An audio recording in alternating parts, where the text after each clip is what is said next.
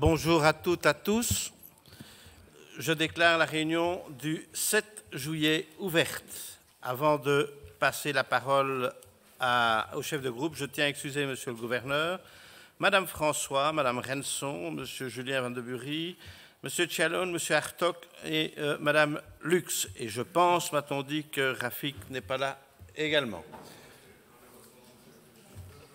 Ok, donc vous êtes au complet sans Rafik. Madame Gaillard.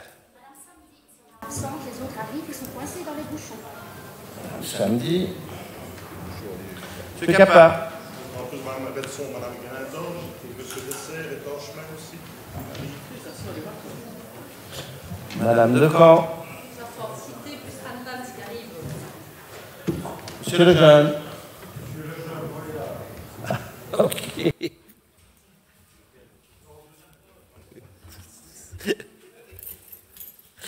Merci bien.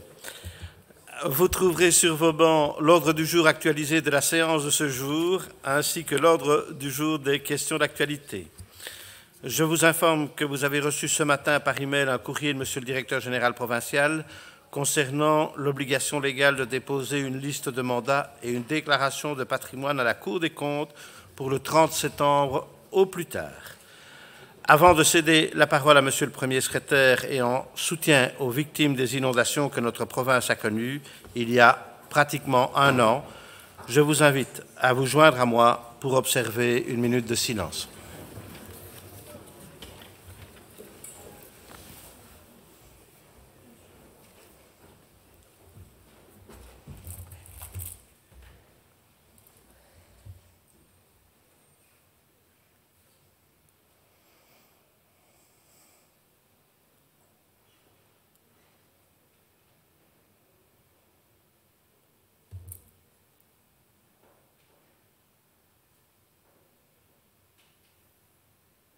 Je vous remercie.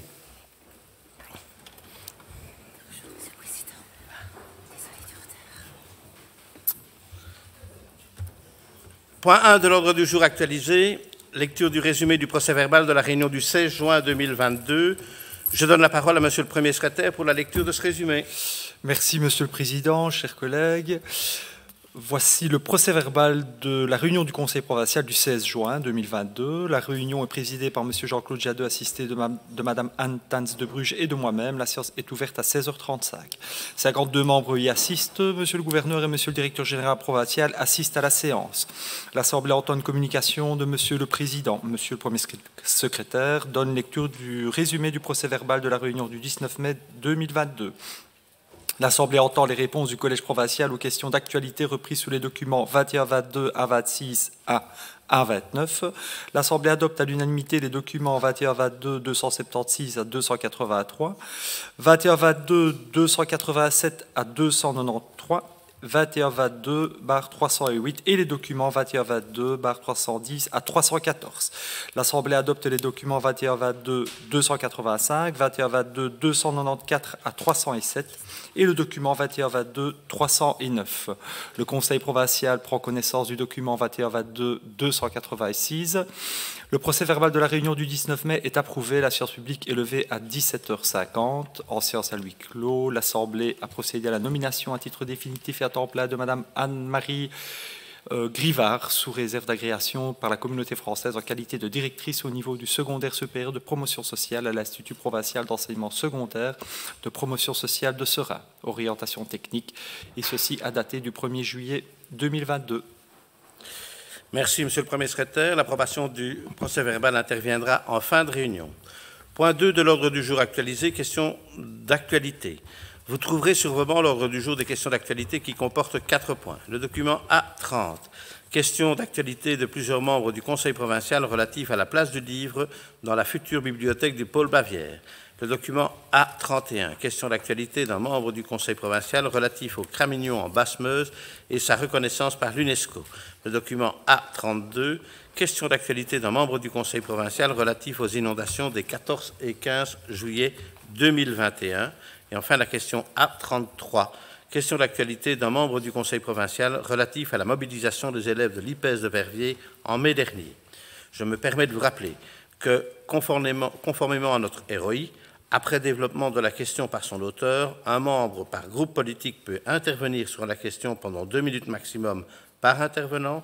Le député concerné prend ensuite la parole pour la réponse. À l'issue de la réponse, l'auteur ou le co-auteur peut exprimer sa réaction pendant une durée n'excédant pas 2 minutes. Je vous précise également qu'une modification de cet article du ROI, article 81, paragraphe 3, 3e alinéa, a été validée au consensus par le bureau du Conseil le 27 juin dernier. Il s'agit de la modification suivante. À l'issue de la réponse, l'auteur ou le co-auteur peut exprimer sur la réponse donnée par le collège, pendant une durée n'excédant pas 2 minutes, cette réplique ne peut comporter des questions supplémentaires. Cette modification sera prochainement soumise au vote de notre Assemblée générale. Pour la première question A30, je donne la parole à Madame Catherine Lacombe.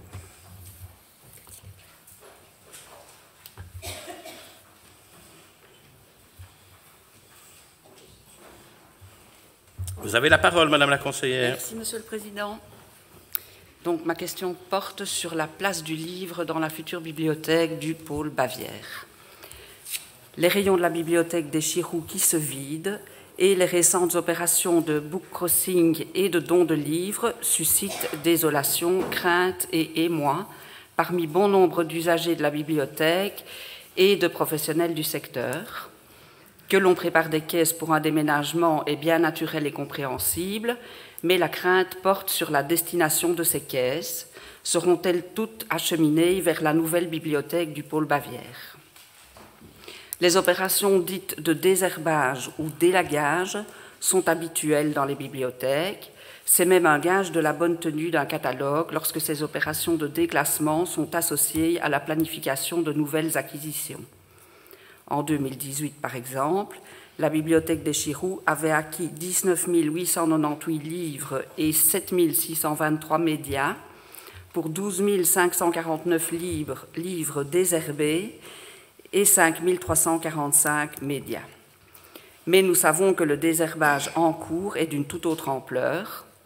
À l'occasion du vote en juillet 2021 relatif à un don de livres à l'entreprise sociale et solidaire Recyclivre, le PTB avait été bien le seul à dénoncer la quantité incroyable d'ouvrages dont se séparait la bibliothèque des Chirous, pas moins de 157 878 documents sur les 300 000, 47 et 805 documents actuellement en libre accès. Donc ce n'était plus un désherbage, mais bien un libricide, voire un autodafé. Un document monographique officiel existe pourtant en Fédération Wallonie-Bruxelles, dont la fonction est d'offrir des directives en matière d'élagage et de retrait au sein des collections de nos bibliothèques publiques. Ce guide, remis à jour en 2020, explicite les dispositions prévues par le décret du 30 avril 2009 portant sur le développement des pratiques de lecture organisées par le réseau public de la lecture et les bibliothèques publiques. Il reconnaît la nécessité et l'utilité d'un élagage bien pensé, a fortiori à l'âge de l'accès induit par l'Internet et les techniques modernes de transfert des informations. Cependant, en aucun cas, il ne s'agit de recommander un simple écartement des ouvrages papier au profit de supports électroniques. Il préconise plutôt la création d'un dépôt centralisé destiné à recueillir les anciens ouvrages des bibliothèques dont l'usage a diminué, mais qui peuvent toujours faire l'objet d'une demande par l'intermédiaire du prêt interbibliothèque. Pourquoi de tels choix n'ont-ils pas été privilégiés? Combien de livres et de médias retourneront à la bibliothèque centrale à Grasse-Sologne? Le collège s'est défendu de tout a priori négatif face aux livres, en arguant dans les médias qu'on ne pouvait lui faire aucun procès d'intention à ce sujet, puisqu'avec 8 000 m², la surface totale dédicacée au centre de ressources sera plus grande sur le site de Bavière que ce n'était le cas au Chirou. Pourtant, la vérité est que la bibliothèque des Chirous couvre aujourd'hui une superficie de 9 500 m², de sorte que la question se pose malgré tout de savoir si les choix posés en matière de gestion des collections n'ont pas été déterminés par des considérations architecturales à la défaveur de l'espace réservé à la bibliothèque. Sachant que la superficie du pôle Bavière en entier s'élève, elle, à 15 000 m², doit-on déduire que le centre de ressources censé remplacer la bibliothèque a été comprimé au profit de la pépinière d'entreprise et de l'exploratoire des savoirs. La transformation des bibliothèques en troisième lieu ne s'est pas toujours faite dans le sens d'une démocratisation des accès à la connaissance, ni dans le sens d'une socioconstruction des savoirs nécessaire à une démocratie culturelle.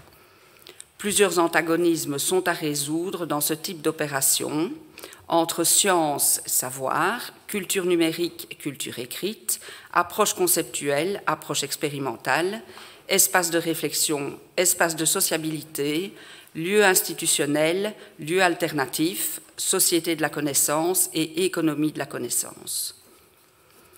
Comment la future bibliothèque sur le pôle Bavière résout-elle ces antagonismes ? Vaste question, certes, mais peut-être le Collège pourra-t-il déjà répondre à ces questions-ci plus précises. Les opérations de déménagement en cours ont-elles pris en compte les recommandations officielles formulées dans le document de la Fédération Wallonie-Bruxelles portant sur la politique d'élagage et de retrait au sein des collections des bibliothèques publiques? Quelle sera la place en mètres carrés et en pourcentage du total de la superficie dédiée aux livres et aux documents écrits dans la future bibliothèque? Comment s'articuleront les espaces clos protégés des divers ateliers, animations et autres Fab Labs et les espaces ouverts, lieux de socialisation, d'expérimentation et de créativité? Des espaces calmes, propices à la lecture et à la réflexion, existeront-ils encore et dans quelle proportion? Enfin, après ce désherbage géant, combien d'acquisitions nouvelles sont-elles prévues en livres et en médias? Merci pour vos réponses. Merci, Madame la conseillère. Quelqu'un souhaite-t-il intervenir? Pas de demande d'intervention. J'invite donc Monsieur Luc Gillard, député provincial, président de la tribune, pour la réponse du Collège provincial à cette question.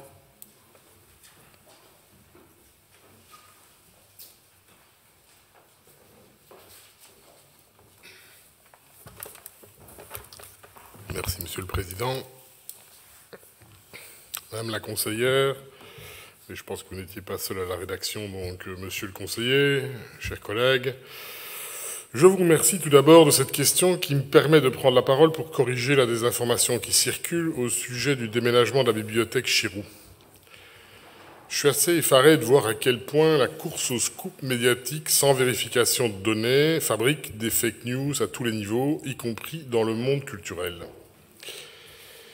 Les travaux du pôle Bavière avancent à grands pas et le bâtiment se dresse à présent sur le site de Bavière comme un repère visuel du renouveau de ce quartier longtemps laissé à la dérive. Cet outil provincial, de premier plan par ses diverses fonctions, habilement combiné dans un écrin architectural de belle facture, sera tout entier dédié aux citoyens qui est et restera toujours au cœur des préoccupations provinciales. La conception même du bâtiment, répondant aux normes européennes et environnementales actuelles, fait écho à une réorganisation des services qui l'occuperont. Vous l'avez dit, exploratoire des possibles, centre de ressources, une bibliothèque donc, pépinière d'entreprise, sont la colonne vertébrale du pôle sur lequel viendront s'articuler les différents volets de l'action provinciale menée par le département de la culture. Comme toujours, ce qui est nouveau et bouleverse nos habitudes suscite des étonnements, des questions, voire des craintes. Certaines sont justifiées, bien entendu, car les changements nous projettent vers l'inconnu. Ils nous remettent en question dans nos fonctionnements. Ils sont à prendre en considération avec la plus grande attention, car derrière une naturelle résistance au changement se cachent parfois de véritables angoisses, sources de mal-être. D'autres craintes semblent sorties de nulle part, mais leurs effets ne sont pas moins délétères, car elles touchent à nos valeurs et résistent à toute explication rationnelle et éclairée. Vous l'aurez compris, cette crainte à laquelle je fais référence que vous relayez à travers votre question d'actualité, et qui a d'ailleurs fait l'objet d'une attention médiatique ces derniers jours, c'est celle d'imaginer que la bibliothèque Chirou, si chère au cœur de tant de Liégeois, et qui fait partie de notre histoire personnelle, se débarrasserait purement et simplement de ses livres. Étonnement, les autres documents comme les revues, CD, DVD, vinyles ne semblent pas concernés par ces craintes. C'est un scandale. Un libricide, un autodafé, vous imaginez le terme, enfin, vous voyez un peu ce que ça veut dire, un autodafé. Pour ceux qui ont un doute, je vous invite à refaire un tour dans l'histoire. Les mots, quand même, sont chargés de sens. Selon vos paroles, donc, et oui, se séparer d'un livre, ce n'est jamais un geste anodin. Cela ne fait jamais plaisir à personne. Ce caractère quasi sacré du livre nous renvoie vers des valeurs fondamentales de nos démocraties. Liberté de parole, liberté d'expression, liberté de culture. Étonnamment, la liberté de la presse, également inscrite dans notre Constitution, ne semble pas directement concernée non plus. Jeter un journal de la veille, un magazine gratuit qu'on a emporté sans réfléchir et qu'on ne lira jamais, cela ne fait pas vraiment réagir. Vous évoquez la question de l'élagage, également appelé désherbage dans le jargon professionnel. Vous semblez bien renseigné sur le sujet et je ne vais pas m'étendre sur le côté indispensable et sain pour toute bibliothèque de procéder à ce tri des collections. Rappelons seulement les nuances qui existent entre élagage et retrait. L'élagage consiste à opérer un tri régulier des livres présents dans le libre accès de la bibliothèque en vue de faire place aux nouveautés et de respecter la législation en la matière. Les livres élagués sont alors transférés dans les réserves. Le retrait, quant à lui, consiste à ôter définitivement certains livres des collections de la bibliothèque, ce qui ne veut pas dire, loin s'en faut, qu'ils sont jetés. Cet élagage-retrait est effectué dans toutes les bibliothèques publiques, de façon professionnelle, selon un cahier des charges très strict, dans le respect des directives de la Fédération Wallonie-Bruxelles. C'est également le cas, bien entendu, de la bibliothèque Chirou, la première et la plus importante bibliothèque publique de Belgique francophone, dont la vérification de l'état des exemplaires de tous ces livres n'avait pas été faite de manière profonde depuis 30 à 40 ans. Le tri semblait donc plus que nécessaire. Pensez-vous que le lecteur emprunte l'exemplaire d'un livre dont les pages se délitent? Non, il emprunte l'exemplaire en bon état et le plus récent, juste à côté, et c'est bien normal. Au moment de réfléchir à l'implantation des collections, soit dès 2019, les équipes de la bibliothèque, aidées par la consultance, sont arrivées à la conclusion que des 347 805 présents à ce moment-là au libre accès de la bibliothèque Chirou, seuls 189 927 pouvaient rejoindre le centre de ressources à Bavière en accès direct, soit une réduction nécessaire de 157 878 documents. Il n'a jamais été dit que ces 157 878 documents devaient être jetés ou qu'il fallait même s'en débarrasser. La consultance estime que 70% pourraient être soit placés en réserve, soit valorisés au travers de différentes filières, comme le book crossing, les boîtes à livres, les dons à d'autres bibliothèques, à des associations culturelles et ou à finalité sociale, les activités créatives, et j'en passe. Ces solutions ont été privilégiées par la bibliothèque Chirou. La politique d'acquisition se poursuit toujours au même rythme qu'auparavant, avec une moyenne annuelle de 25 000 documents achetés, dont 80% de nouveautés. Or oui, nous renouvelons aussi les vieux titres, de manière à conserver l'éclectisme que nous voulons accessible au plus grand nombre de lecteurs. Dans le nouveau pôle Bavière, dont le centre de ressources est un des axes forts, la classification des documents a été entièrement revue, sur base d'une réflexion menée conjointement par les équipes et la direction de la bibliothèque, aidée d'une consultance extérieure spécialisée, la société Savoir-Sphère, qui possède une expertise en matière de bibliothèque troisième lieu.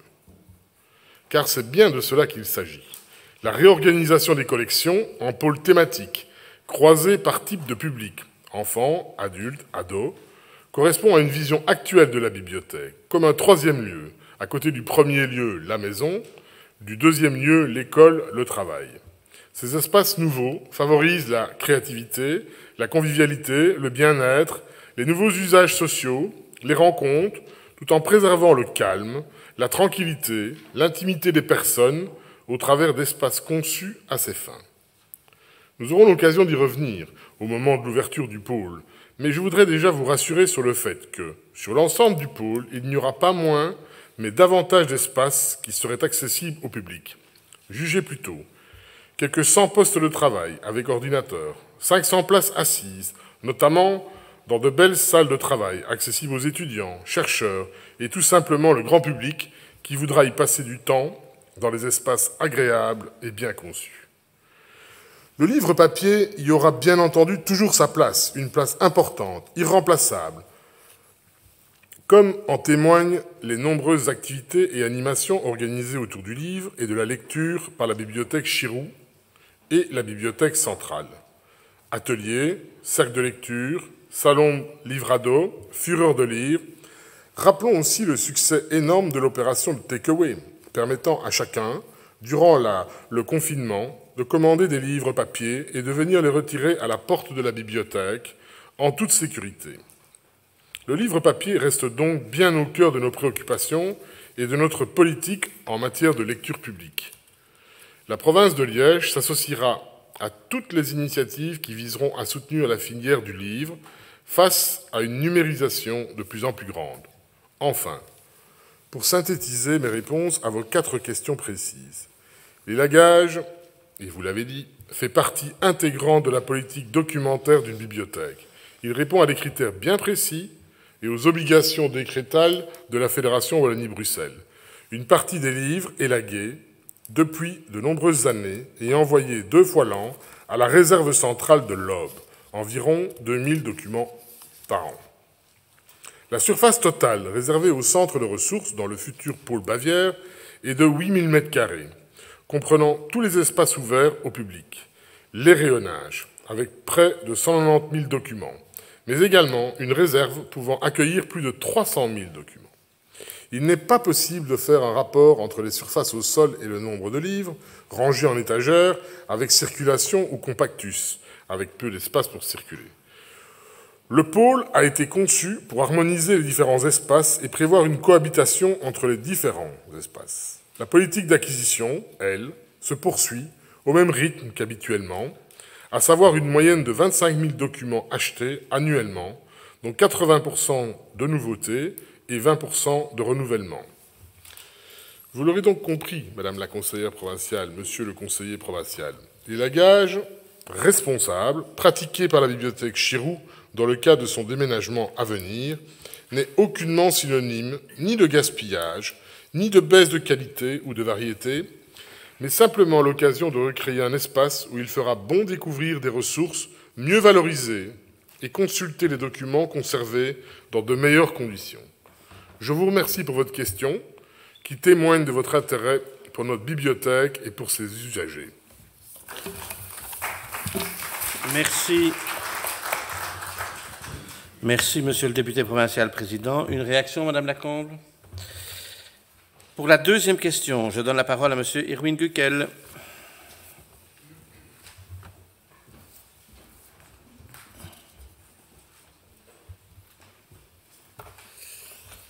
Merci, Monsieur le Président. Ma question sera un peu plus folklorique.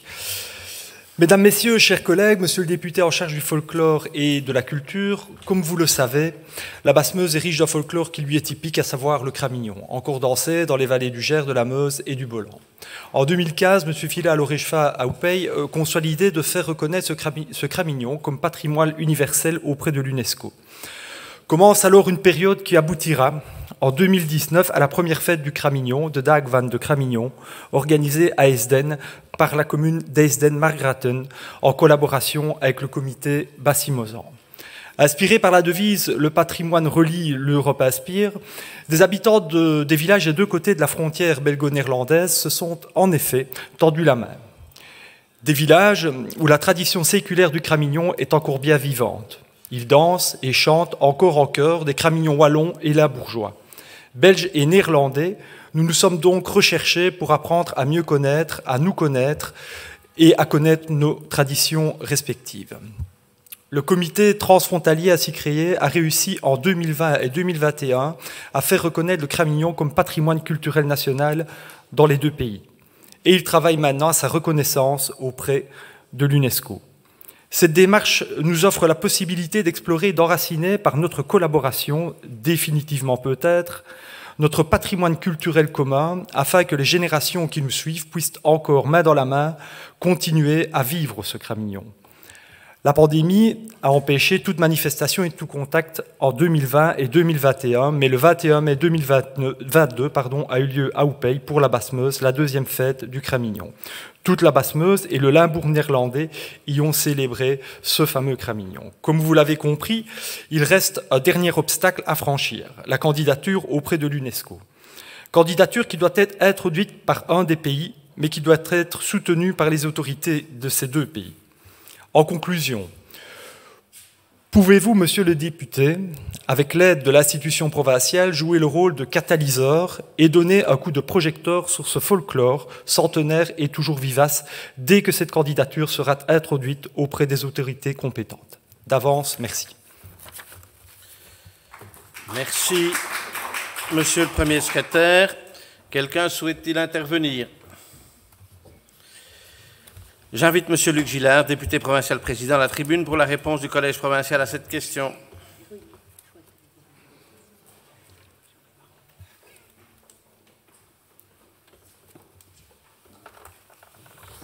Merci, Monsieur le Président. Monsieur le Président, Monsieur le Directeur général provincial, chers collègues, Monsieur le Conseiller provincial, votre question d'actualité sur le soutien de la province de Liège à la demande de reconnaissance auprès de l'UNESCO des Cramignons de la Basse-Meuse tombe assurément à point nommé. D'ici quelques semaines, lors des fêtes de Wallonie qui se dérouleront conformément aux traditions le 3e week-end de septembre dans la cour du Palais, nous aurons l'occasion d'apprécier tous ensemble, mais aussi de soutenir de tous nos encouragements, devant et je l'espère, un large public constitué à la fois d'initiés et de profanes, les fameux Cramignons de la Basse-Meuse qui sont, au dire de tous les spécialistes, l'un des éléments majeurs de la variété de nos différents folklores. Il est vrai que ceux-ci foisonnent dans les villages, les communes, les territoires provinciaux de Saint-Vite à Anu, de Visé à Trois-Ponts. Chacun a son histoire, ses codes, ses rites collectifs, sa façon d'être vécu et appréhendé au fil des générations. Mais ils témoignent tous de la réalité d'une région forgée par des femmes et des hommes, par leur créativité, par leur manière de tisser des liens sociaux. Leur originalité est sans limite, tandis que leur chaleur et leur convivialité sont toujours bien présentes. Chacun peut s'en rendre compte, chacun peut goûter à ces marques précieuses d'un terroir qui ont façonné notre histoire, pour autant que nous continuions à nous soucier de leur sauvegarde. Une région, aussi petite ou aussi grande soit-elle, aussi ouverte sur le monde soit-elle, aussi tolérante et curieuse de la culture de l'autre soit-elle, existe également par ses racines, par ses traditions et par son folklore. C'est incontestablement le cas de la Basse-Meuse, à la frontière septentrionale de la province de Liège. Ces Cramignons sont la référence folklorique de toute une population. Ils sont irrémédiablement ancrés dans la mémoire collective et les gènes sociaux de ses habitants. Ils témoignent du passé d'une région, mais ils sont aussi son image actuelle et future. Notamment par le biais du remarquable travail du Musée de la vie wallonne, par l'aide apportée aux confréries gastronomiques ou aux groupements carnavalesques, et par le soutien accordé à diverses traditions, comme le théâtre de marionnettes. La province de Liège a toujours veillé à la préservation de tout type de manifestations folkloriques qui jalonnent son territoire et émerveillent ses habitants. C'est donc tout à fait naturellement que la province de Liège s'associe pleinement à cette demande de reconnaissance auprès de l'UNESCO pour nos Cramignons de la Basse-Meuse. Elle le fera d'abord en se mettant à la disposition du comité Cramignon UNESCO qui s'est constitué en Basse-Meuse. La province pourra ainsi relayer au mieux leurs sollicitations, que ce soit auprès de l'UNESCO, avec laquelle nous avons entretenu d'excellentes relations pour l'organisation à Liège, je le rappelle, de la première conférence mondiale des humanités en 2017, mais aussi avec le Régio-Meuserin, puisque ce type de folklore se vit de manière passionnée des deux côtés de la frontière belgo-hollandaise. La province soutiendra ensuite cette demande de reconnaissance en promouvant les Cramignons dans ses propres manifestations, comme ce sera le cas, j'insiste, le samedi 17 septembre lors des Fêtes de Wallonie, où divers groupes de danse folklorique accompagnés par les chapitres du Gers se donneront la main et s'adjoindront aux représentants du comité Cramignon UNESCO qui se réunit ce lundi 11 juillet pour décider des modalités pratiques que pourra prendre ce rassemblement sympathique en vue d'aider nos amis de la Basse-Meuse. Je tiens à rappeler enfin que la province s'est récemment impliquée dans la sauvegarde du patrimoine immatériel que sont les Cramignons de la Basse-Meuse en participant financièrement à l'édition d'un double CD d'air et de paroles de Cramignon rassemblées grâce à l'opiniâtre travail de recherche de M. Alain de Tis et Benjamin Mazuire. Mais vous le voyez aisément, monsieur le conseiller, l'ambition de la province est bien d'aider autant que possible les Cramignons à se faire reconnaître internationalement après l'avoir été par la Fédération Wallonie-Bruxelles. Ce n'est sans doute pas aussi évident qu'il n'y paraît. L'Homegang de Bruxelles vient d'être reconnu comme patrimoine culturel immatériel après 15 ans d'efforts. Cette distinction est difficile à obtenir. J'en veux pour preuve le peu d'élus issus de notre pays après le carnaval de Binche, qui fut le premier en 2003, citons notamment les géants et les dragons processionnels en 2005, la procession du 500 à Bruges en 2009, la fête du feu et du pain à Gramont en 2010, le carnaval d'Alost en 2010, mais qui fut retiré en 2019, ne respectant plus les valeurs humanistes de l'UNESCO, les marches de l'Entre-Sambre-et-Meuse en 2012, la pêche à la crevette à Haus-Dunkerque en 2013, et la culture de la bière en Belgique en 2016. Restons donc tous confiants pour cette future reconnaissance des Cramignons de la Basse-Meuse et travaillons main dans la main, comme le disent les danseurs de Cramignon. Merci, monsieur le député provincial président. Et une fois n'est pas coutume, je vais même vous donner une autre information concernant les Cramignons. Dans mon oreille, madame la seconde secrétaire vient de me glisser qu'elle était prête à faire une démonstration de Cramignon avec monsieur le premier secrétaire. Nous organiserons ça. Pour la troisième question, je donne la parole à madame Muriel Freinet.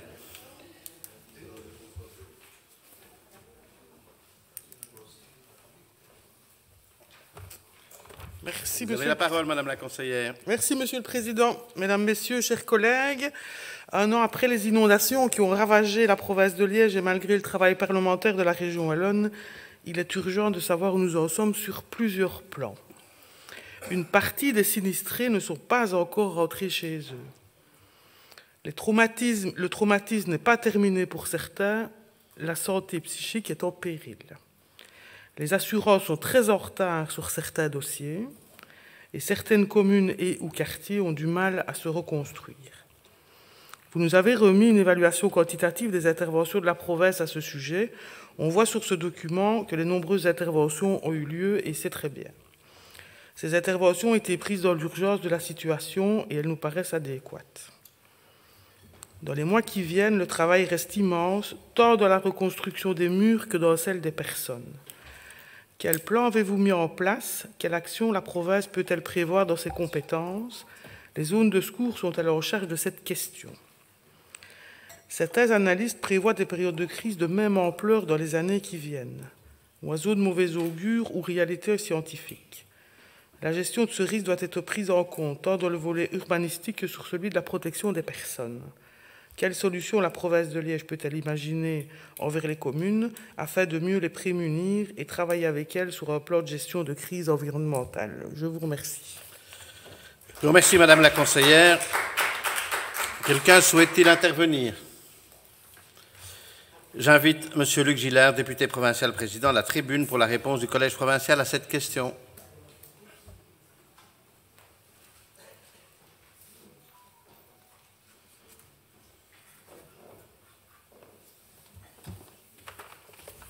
Avant que vous ne soyez lassés, je vous remercie, Président.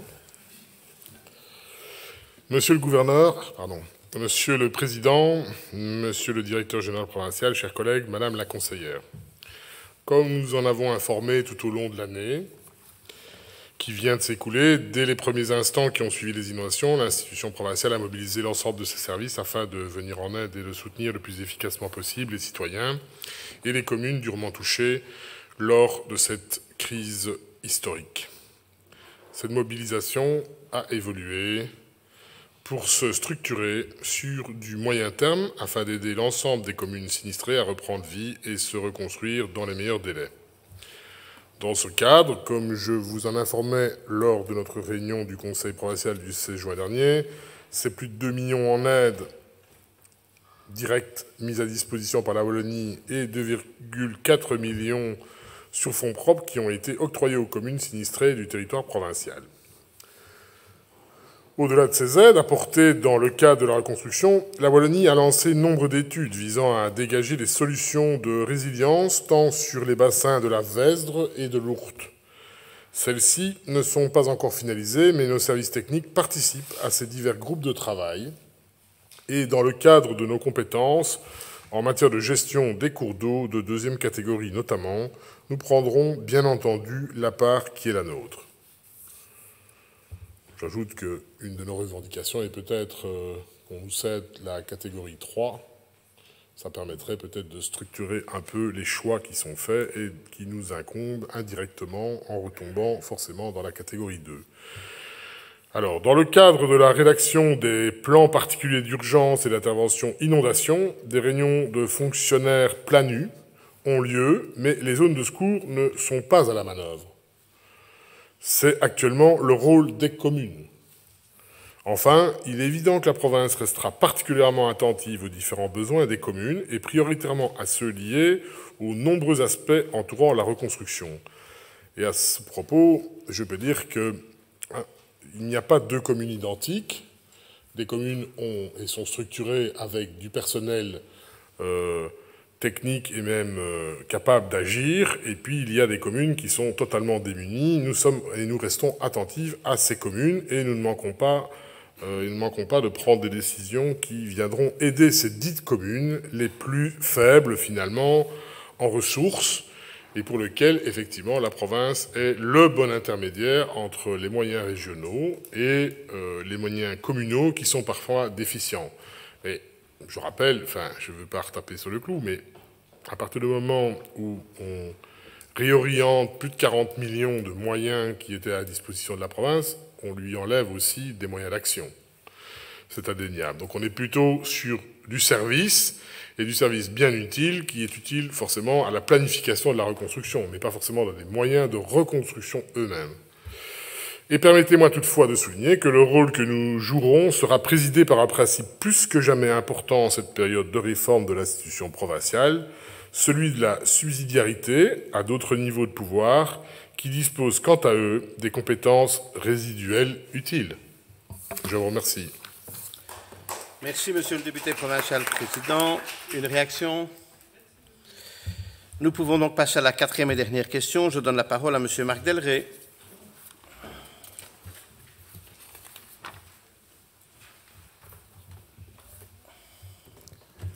Merci, Monsieur le Président. Mesdames et Messieurs, en vos grades et qualités, à la fin du mois de mai dernier, les élèves de l'IPES Verviers se sont mobilisés pour défendre leur liberté vestimentaire à l'école. En effet, celle-ci a été mise à mal à plusieurs reprises, avec notamment des remarques subies sur le caractère indécent ou provoquant de leur tenue, training, jupe, bermuda, top, chemisier ou débardeur. Il semblerait que les raisons de se faire refouler à l'entrée aient été nombreuses. Certains élèves ont écopé de lourdes sanctions comme des jours de renvoi. Et je cite, « Certaines filles sont même en décrochage scolaire à cause de cela », fin de citation, a expliqué Alessio à un journaliste de Vedia. Il semble clair que le plus souvent, la violence symbolique inscrite dans le traditionnalisme vestimentaire se double d'une violence sociale. Tous ne disposent pas du budget qui serait nécessaire pour se conformer à certains prescrits implicites. Pourtant, aucun décret ne régit pour l'instant le code vestimentaire en Fédération Wallonie-Bruxelles. Chaque école fixe ses règles dans son propre règlement d'ordre intérieur. Celui de l'IPES Verviers semble particulièrement flou, ce qui laisse à la direction tout le loisir d'une interprétation sévère et conservatrice. En même temps, l'IPES de Verviers n'a pas été la seule ces derniers mois à être concernée, loin s'en faut. Plusieurs autres écoles, tous réseaux confondus, imposent des règles vestimentaires qui peuvent sembler discriminatoires ou liberticides. Sans doute faudra-t-il que le ministère de l'Éducation se saisisse un jour de la question. La députée PTB Amandine Pavet a d'ailleurs interrogé la ministre Désir à ce sujet. En attendant, étant donné aussi les connotations que prend aujourd'hui ce type de dossier qui touche après tout à la liberté des personnes de disposer de leur corps, les pouvoirs organisateurs peuvent également s'intéresser à la problématique afin de tenter d'enrayer la vague de conservatisme qui sévit dans certaines écoles. Mes questions à Madame la députée Muriel Brodure sont donc les suivantes. Quelles suites ont été données aux élèves de l'IPES de Verviers qui demandaient une concertation avec la direction? Quelle a été votre propre réaction, Madame la députée, suite à cette mobilisation des élèves? Et aussi, quel message comptez-vous adresser aux directions d'écoles à l'échelle de la province pour garantir davantage de liberté vestimentaire aux élèves de l'enseignement provincial, et ce, dès la prochaine rentrée? Merci déjà pour vos réponses. Je vous remercie, Monsieur le Conseil provincial. Quelqu'un souhaite-t-il intervenir? Pas de demande d'intervention. J'invite donc Mme Muriel Brodure-Hulin, députée provinciale, à la tribune pour la réponse du collège à cette question.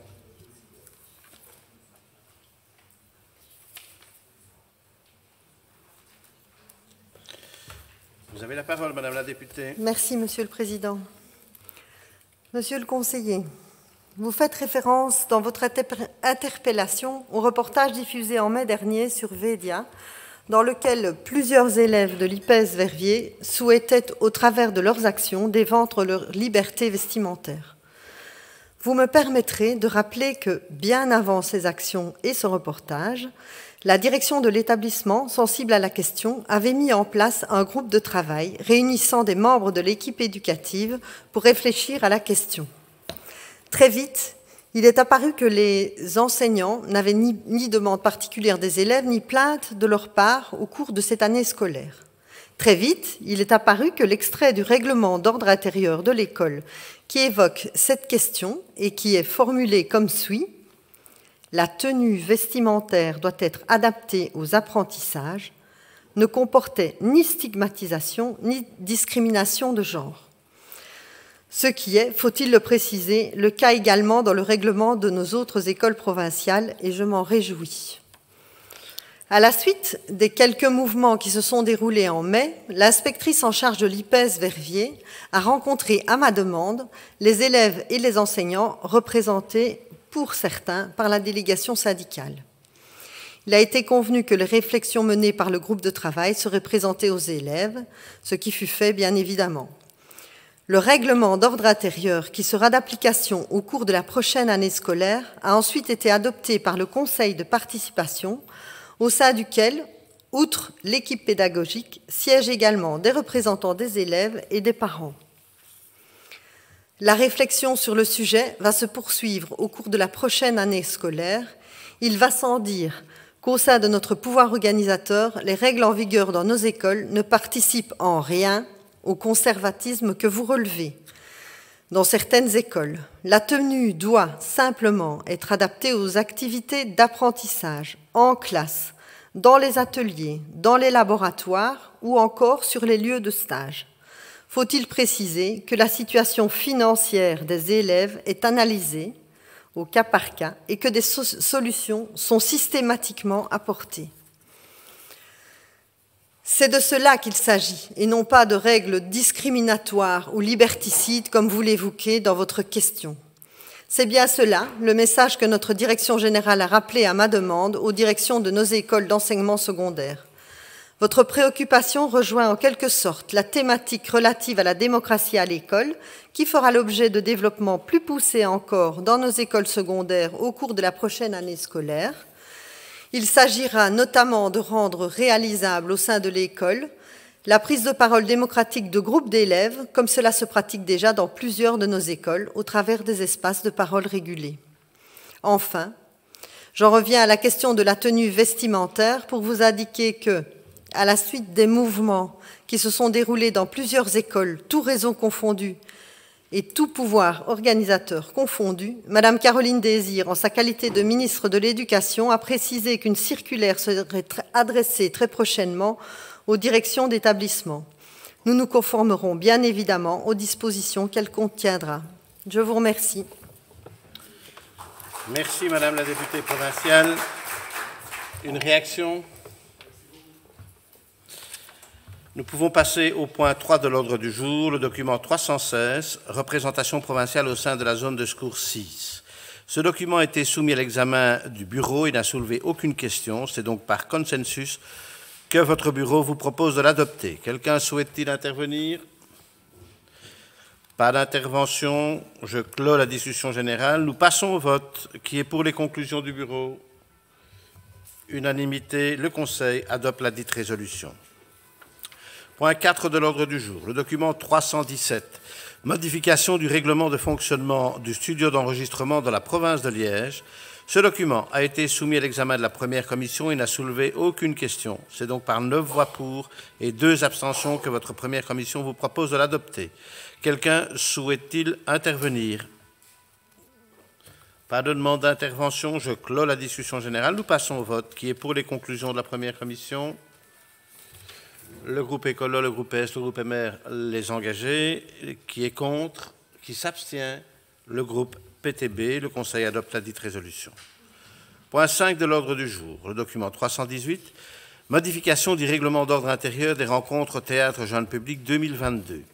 Ce document a été soumis à l'examen de la première commission et n'a soulevé aucune question. C'est donc par 9 voix pour et 2 abstentions que votre première commission vous propose de l'adopter. Quelqu'un souhaite-t-il intervenir? Pas d'intervention. Je clôt la discussion générale. Nous passons au vote. Qui est pour les conclusions de la première commission?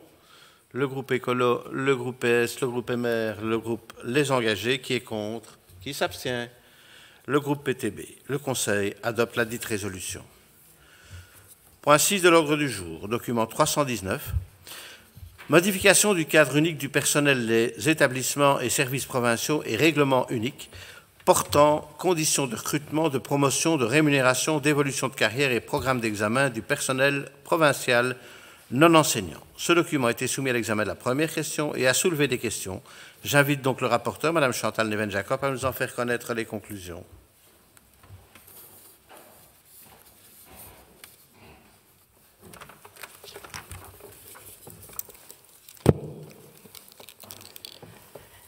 Chers collègues, la première commission du Conseil provincial s'est réunie ce mardi 5 juillet 2022 à 17h et a examiné le document 2122/319 ayant pour objet la modification du cadre unique du personnel des établissements et services provinciaux et du règlement unique portant conditions de recrutement, de promotion, de rémunération, d'évolution de carrière et programme d'examen du personnel provincial non enseignant.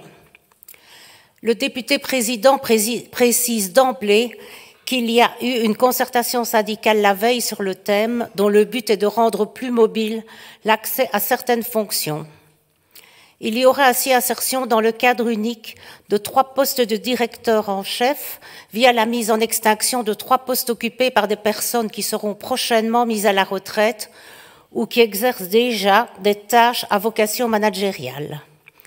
Il y aurait également une modification du règlement des conditions de recrutement, promotion, ce qui permettrait à plus de personnes de l'administration de postuler à des postes de management. De même, il y aurait un élargissement du profil pour les chefs de bureau spécifiques ou attachés, ce qui permettrait à plus de personnes de postuler. Parallèlement, il y aura une diminution du nombre d'agents via le principe des vases communicants et des mises en extinction de certains postes. Le nombre de postes en extinction passe de 226,75 en 2017 à 92,75 actuellement et l'impact financier est l'économie d'environ 13 millions, donc pas de surcoût. Comme dit plus avant, le but est de permettre à plus de personnes de postuler à ces différents postes. Une conseillère demande s'il y aura des examens prévus pour les candidats chefs de bureau et si pas d'examen, comment se fera la sélection.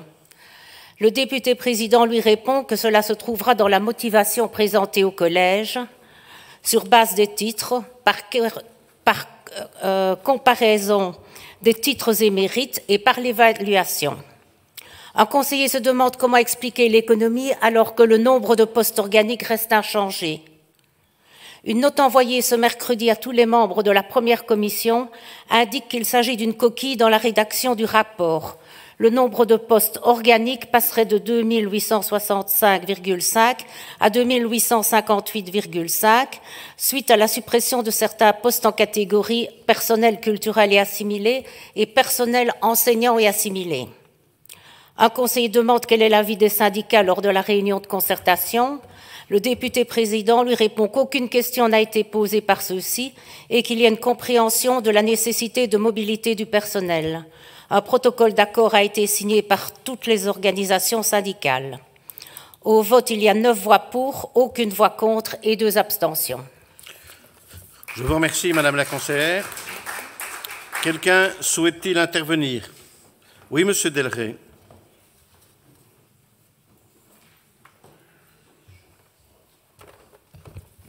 Merci, Monsieur le Président, Mesdames et Messieurs.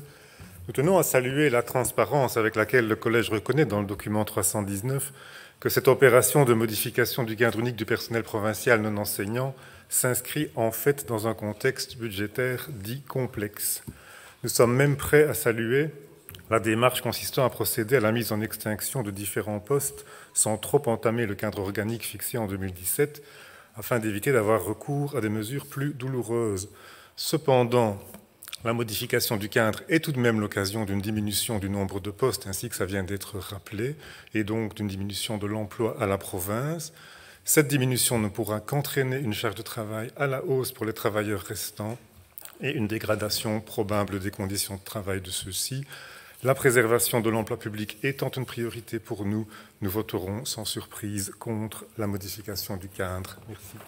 Merci, Monsieur le conseiller. D'autres interventions? Pas d'autres interventions. Je clôt la discussion générale. Nous passons au vote. Qui est pour les conclusions de la première commission? Le groupe Écolo, le groupe PS, le groupe MR. Qui est contre? Le groupe PTB. Qui s'abstient? Le groupe désengagé. Le Conseil adopte la dite résolution. Point 7 de l'ordre du jour, le document 320. Mise à disposition de personnel, modification de l'article 49 du statut administratif du personnel provincial non enseignant. Ce document a été soumis à l'examen de la première commission et n'a soulevé aucune question. C'est donc par 9 voix pour et 2 abstentions que votre première commission vous propose de l'adopter. Quelqu'un souhaite-t-il intervenir?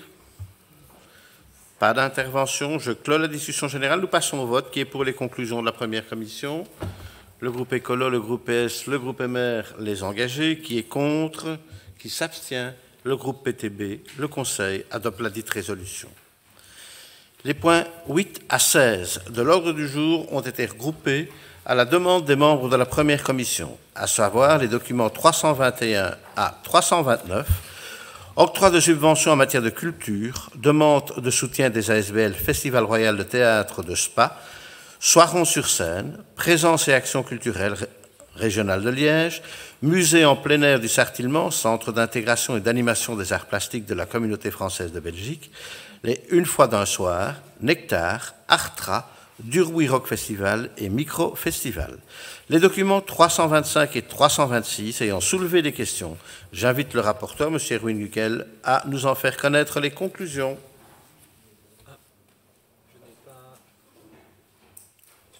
Je n'ai pas rapport. Je pensais que ce n'était pas une question, mais une remarque qui avait été faite.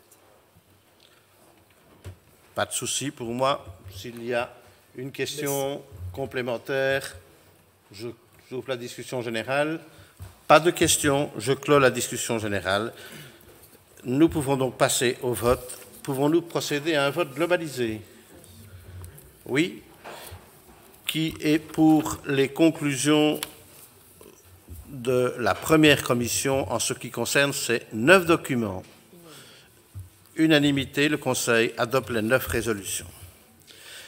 Les points 17 à 25 de l'ordre du jour ont été regroupés à la demande des membres de la première commission, à savoir les documents 330 à 338, octroi de subventions en matière de culture, demande de soutien des ASBL La Scène du Bocage, République libre d'Outremeuse, Atmosphère, Apoderme Bellefleur, Black Roots, Productions Associées, Vibratos, Nectar, 13 rue Roture, Latitude 50, de la Fondation d'utilité publique Benjamin de Claude et de la ville de Verviers et des ASBL bucoliques, Wallifornia, Musictech, Coopération culturelle régionale de l'arrondissement de Liège et Jazz à Verviers.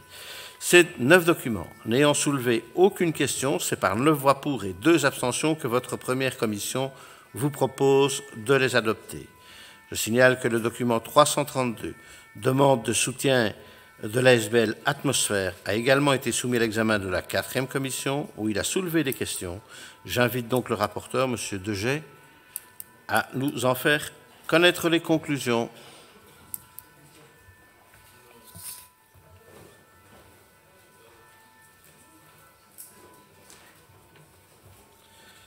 Vous avez la parole, Monsieur le conseiller.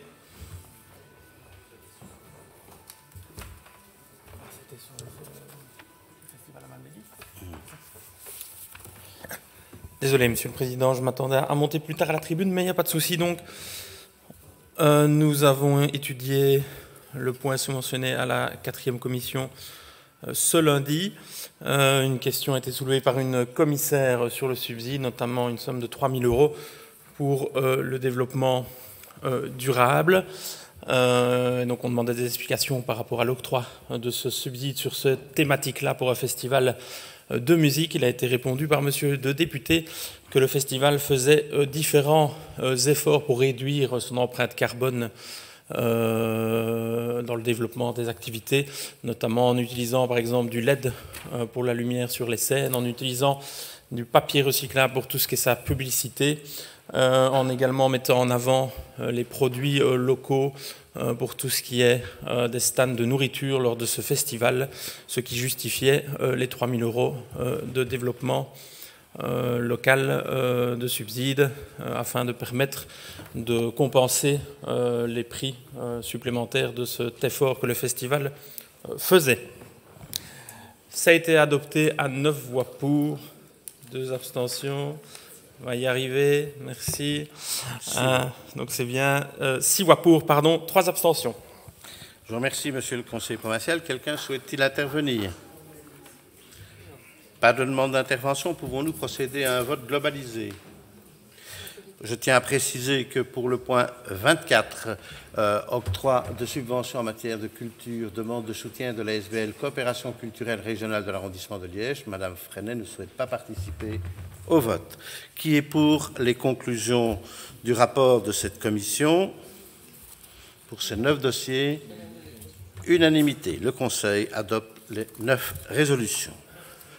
Le point 26 de l'ordre du jour, document 339, octroi de subventions en matière de relations institutionnelles, demande de soutien de l'ASBL qui porte le projet, organisation de la 7e édition du Feel Good Festival du 1er au 4 septembre 2022 à Hawaï. Ce document a été soumis à l'examen de la première commission et a soulevé des questions. J'invite donc Madame Victoria Van den Berg à nous en faire connaître les conclusions.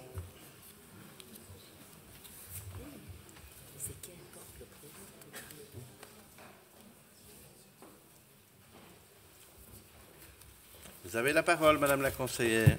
Merci, Monsieur le Président. Donc, effectivement, une question a été posée concernant ce point. Et donc, la question était de savoir pourquoi ce subside était classé comme institutionnel et pas comme culturel. La réponse était qu'avant, ce genre de subside était classé dans les grands événements et tous les subsides, finalement, étaient mélangés dans cette catégorie grands événements. Et donc, plusieurs départements participaient à cela.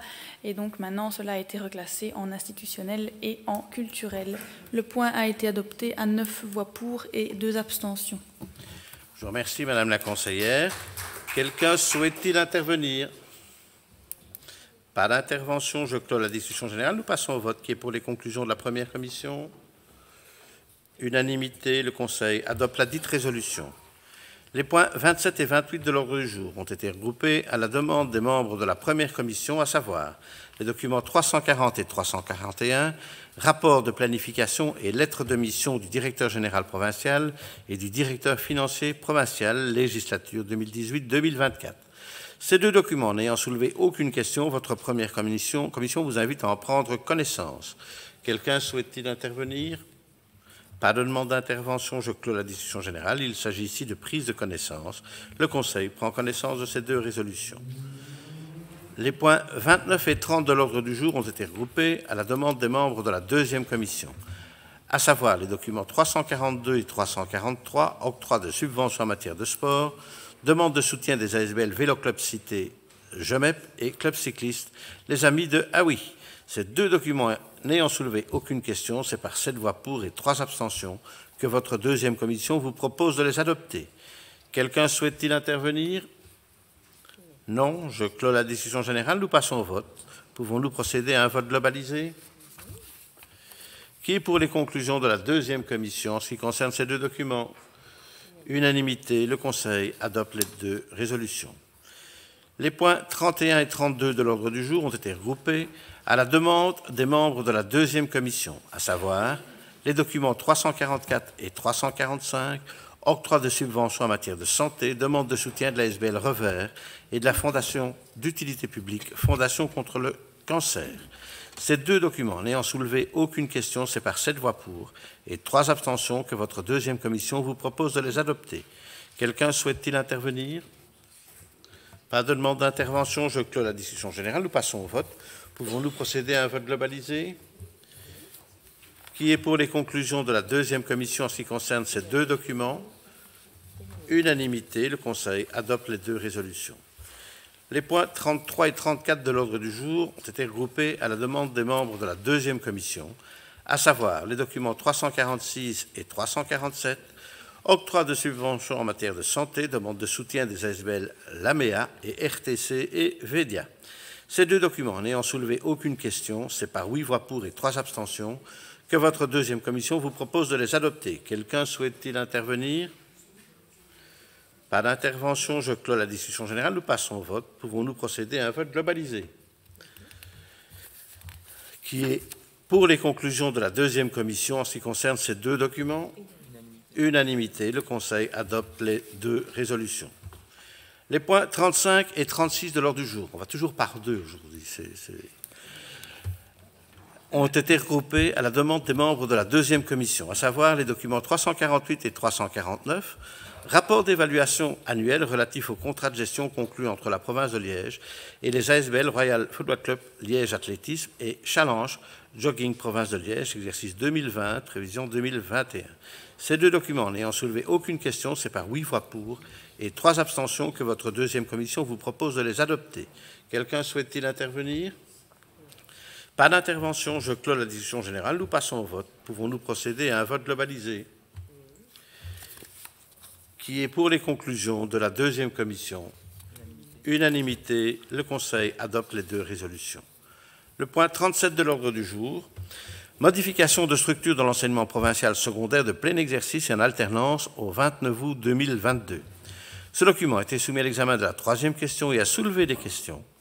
J'invite donc le rapporteur, M. Marc Mannery, à nous en faire connaître les conclusions.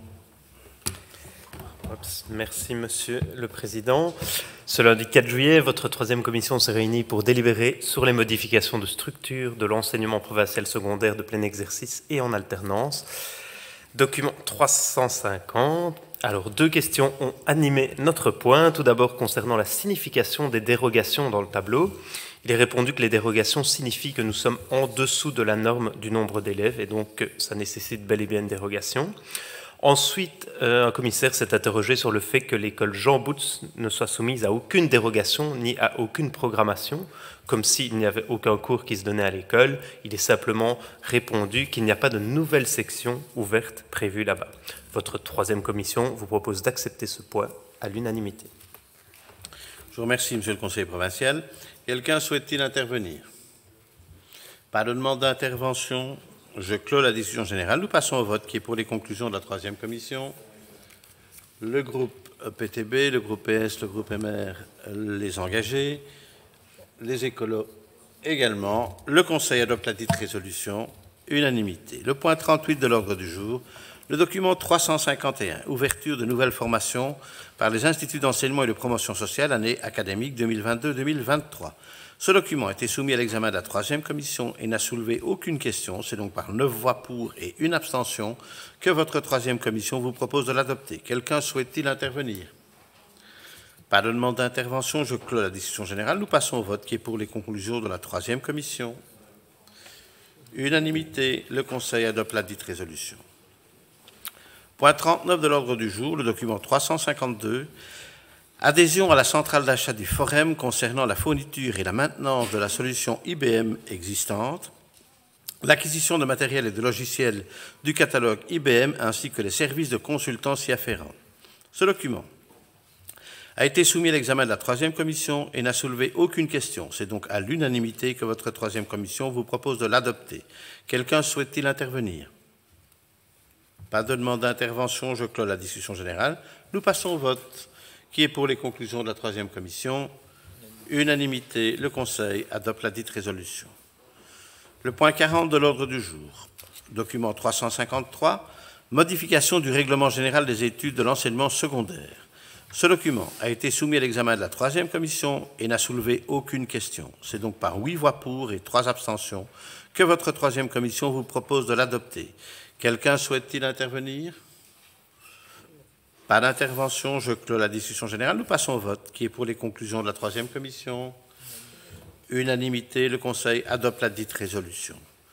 Point 350, point 41 de l'ordre du jour, document 354, règlement organique de la Haute École de la province de Liège, modification de l'article 2, paragraphe 1er relatif à l'établissement de son siège social. Ce document a été soumis à l'examen de la 3e commission et n'a soulevé aucune question. C'est donc à l'unanimité que votre 3e commission vous propose de l'adopter. Quelqu'un souhaite-t-il intervenir? Pas d'intervention, je clôt la discussion générale. Qui est pour les conclusions de la 3e commission? Unanimité, le Conseil adopte la dite résolution. Les points 42 à 49 de l'ordre du jour ont été regroupés à la demande des membres de la 4e commission, à savoir les documents 355 à 362.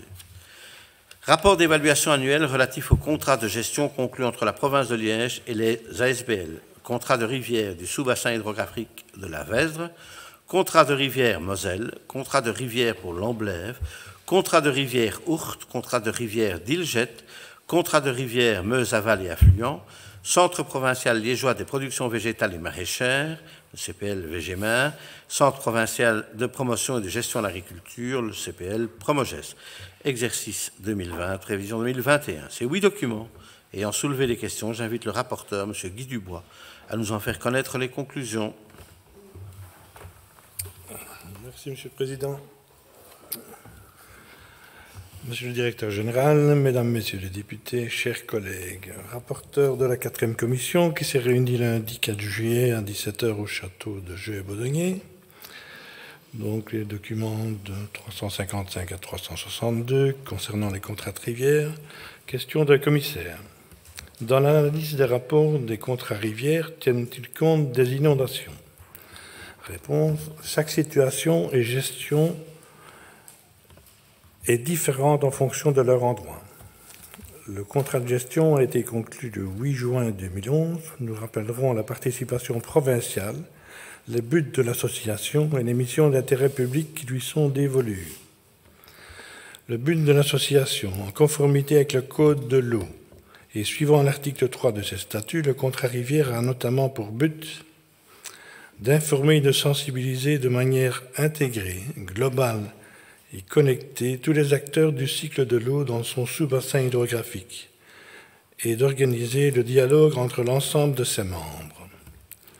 La mission d'intérêt public, suivant l'article 6 du contrat de gestion, l'ASBL est chargée d'assurer une concertation et une coordination entre les différents gestionnaires des cours d'eau, de favoriser le dialogue entre les citoyens et l'administration, de développer la responsabilisation et la solidarité de tous les acteurs liés au bassin.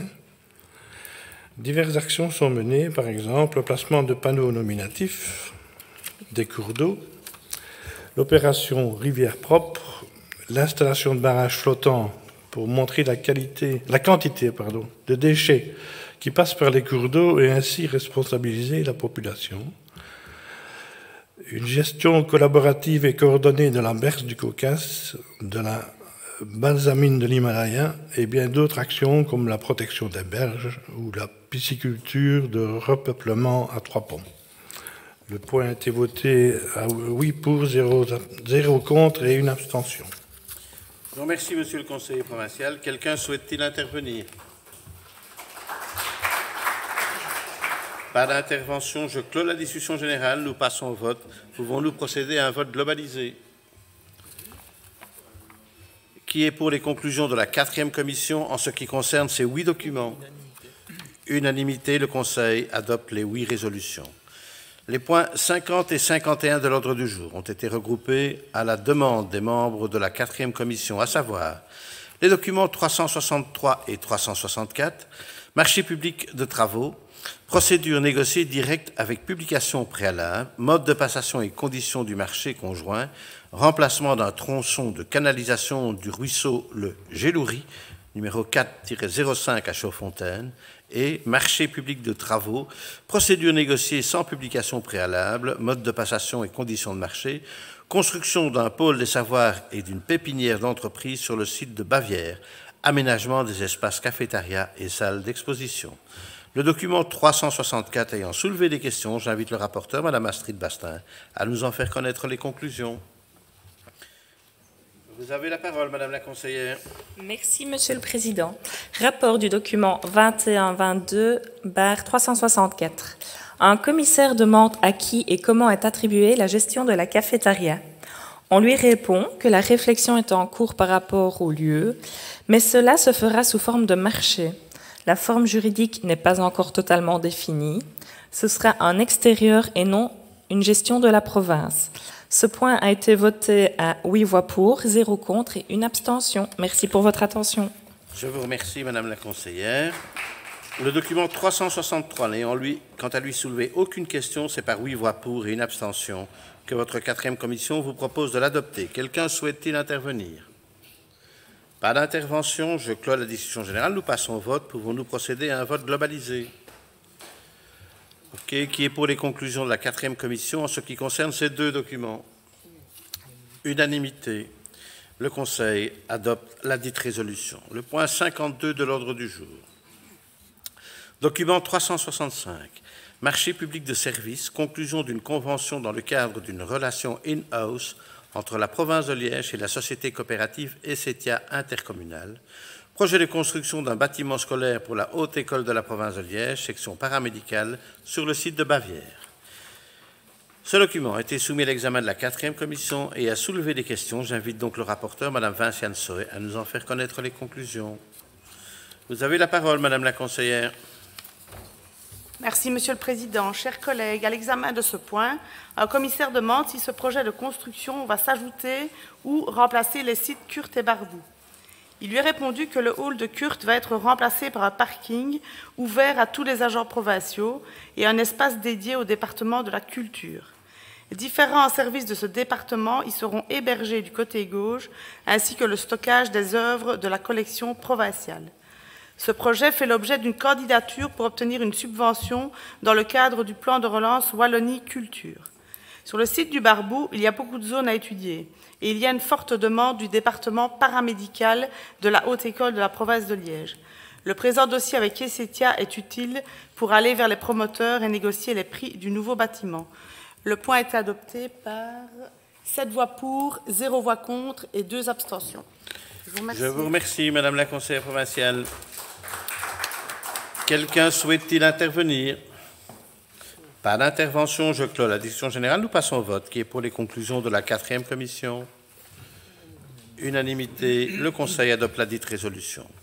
Le point 53 de l'ordre du jour, le document 366, octroi de subventions en matière d'infrastructures, de développement durable et d'agriculture. Demande de soutien de la SBL Wallonne du Royal Saint-Hubert Club de Belgique dans le cadre de l'organisation de la journée de chasse le 20 août 2022 à Verlaine. Ce document a été soumis à l'examen de la 4e commission et n'a soulevé aucune question. C'est donc par 7 voix pour et 2 abstentions que votre 4e commission vous propose de l'adopter. Quelqu'un souhaite-t-il intervenir? Pas d'intervention. Je clôt la discussion générale. Nous passons au vote. Qui est pour les conclusions de la 4e commission? Le groupe Écolo, le groupe S, le groupe MR, le groupe des engagés. Qui est contre? Qui s'abstient? le groupe PTB, le Conseil adopte la dite résolution. Le point 54 de l'ordre du jour, le document 367, culte, compte 2021 de la fabrique d'église orthodoxe grecque, Dormition de la Vierge, rue de Limbourg 10 à Verviers. Avis favorable. Ce document a été soumis à l'examen de la 5e commission et n'a soulevé aucune question. C'est donc par 9 voix pour et une abstention que votre 5e commission vous propose de l'adopter. Quelqu'un souhaite-t-il intervenir? Pas d'intervention. Je clôt la discussion générale. Nous passons au vote. Qui est pour les conclusions de la 5e commission? Le groupe Écolo, le groupe PS, le groupe MR, le groupe des engagés. Qui est contre? Qui s'abstient? Le groupe PTB, le Conseil, adopte la dite résolution. Point 55 de l'ordre du jour, le document 368, manifestation d'intérêt de la province de Liège pour un marché lancé par la centrale d'achat du SPW, département de la gestion mobilière, relatif à la fourniture de petits matériels de bureau pour 3 ans. Prise d'acte de la décision du Collège provincial statuant sur base de l'urgence impérieuse résultant d'événements imprévisibles. Ce document a été soumis à l'examen de la 5e commission et n'a à soulever des questions. J'invite donc le rapporteur, Mme Vinciane Soa, à nous en faire connaître les conclusions.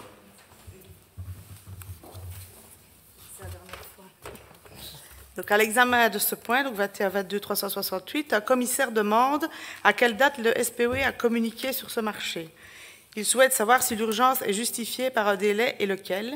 Il lui est répondu que ça a été communiqué le 13 mai et que la réponse était demandée pour le 13 juin. Donc c'était une prise d'acte, donc il n'y a pas de vote. Je vous remercie, Madame la conseillère provinciale. Quelqu'un souhaite-t-il intervenir? Pas d'intervention. Je clôt la discussion générale. Il s'agit d'une prise d'acte. Le Conseil prend acte de la dite résolution. Les points 56, 57 et 58 de l'ordre du jour ont été regroupés à la demande des membres de la 5e commission, à savoir les documents 369 à 371, rapport d'évaluation annuel relatif au contrat de gestion conclu entre la province de Liège et les ASBL, groupement de redéploiement économique du Pays de Liège, le GRE Liège, section belge du Centre international de recherche et d'information sur l'économie publique, sociale et coopérative, le CIRIEC, et enfin l'Association des provinces wallonnes. Ces 3 documents, n'ayant soulevé aucune question, c'est par 9 voix pour et une abstention que votre 5e commission vous propose de les adopter. Quelqu'un souhaite-t-il intervenir? Pas de demande d'intervention. Je clôt la discussion générale. Nous passons au vote. Pouvons-nous procéder à un vote globalisé? Qui est pour les conclusions de la 5e commission en ce qui concerne ces 3 documents? Unanimité. Le Conseil adopte les 3 résolutions. Le point 59 de l'ordre du jour, le document 372, culte compte 2021 de la fabrique d'église orthodoxe russe Saint-Alexandre Nevski et Saint-Séraphin de Sarov, rue du Laveux à Liège. Avis favorable. Ce document a été soumis à l'examen de la 5e commission et n'a soulevé aucune question.